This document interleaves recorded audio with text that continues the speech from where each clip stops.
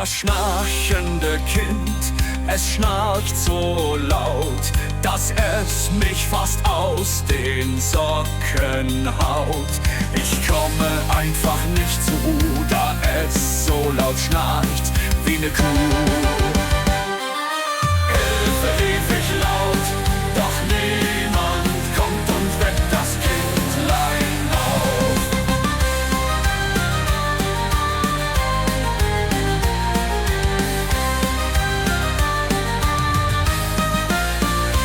Wann kommt endlich die Erlösung herbei, das mich befreit von dieser Schnascherei?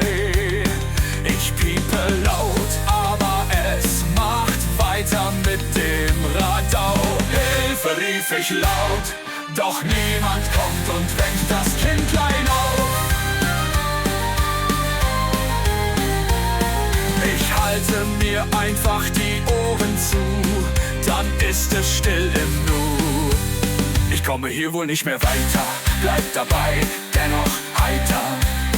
Keiner will den Fratz wecken, um ihn nicht zu erschrecken. Endlich ist sie zurück, was hab ich nur für ein Glück. Jetzt ist es wieder still und ich kann weiter hören, was ich will. Hey, Hilfe rief ich laut, doch niemand kommt und weckt das Kindlein auf.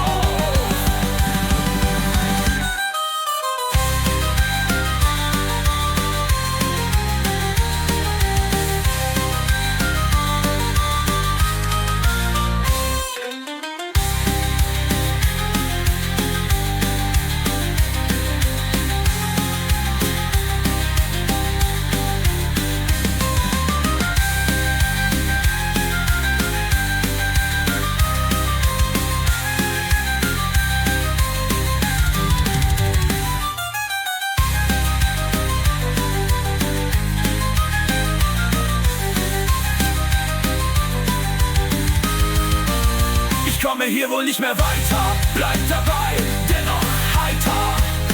Keiner will den Flatz wecken, um ihn nicht zu erschrecken.